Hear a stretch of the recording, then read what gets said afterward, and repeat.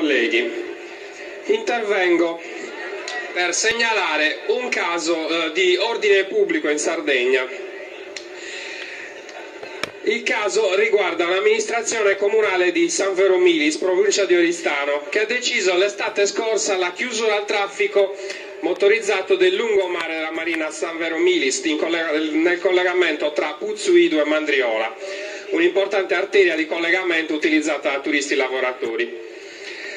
Dopo aver promesso formalmente con delibera l'indizione di un referendum per permettere la consultazione della volontà popolare sulla stessa decisione, l'amministrazione ha incredibilmente cambiato idea, impedendo ai cittadini di esprimersi.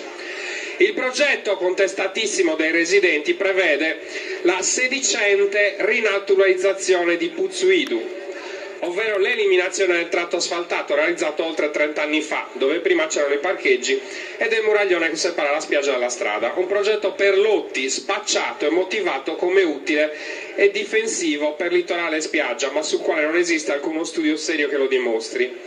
Al contrario, secondo abitanti ambientalisti, costituirebbe un rischio per il delicato ecosistema esistente con l'attigua salina. Il primo lotto prevede un utilizzo di 130.000 euro provenienti dai fondi del progetto CAMP, smantellare 250 metri di lungomare asfaltato realizzato, gli ultimi prima di Mandriola, e sostituirli con un sistema di passerelle. Per ovviare all'inconveniente della mancanza di questa strada litoranea, l'amministrazione aveva proceduto a realizzare una piccola stradella chiamata Stradella Rossa, adiacente e sostitutiva del lungomare, oggi chiusa al traffico, situata nella zona. Tale arteria sterrata, tra l'altro con materiale secondo alcuni pericoloso e di dubbia provenienza, è stata realizzata ed è in questo momento sotto indagine da parte del Tribunale di Oristano.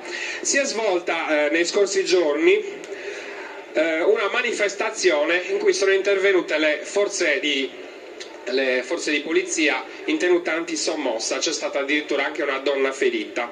Io vorrei segnalare questo caso perché chi di dovere si muova e faccia in modo che situazioni di questo genere si risolvano in maniera diversa che con l'intervento della polizia in tenuta antisommossa e soprattutto non si ripetano in futuro. Grazie.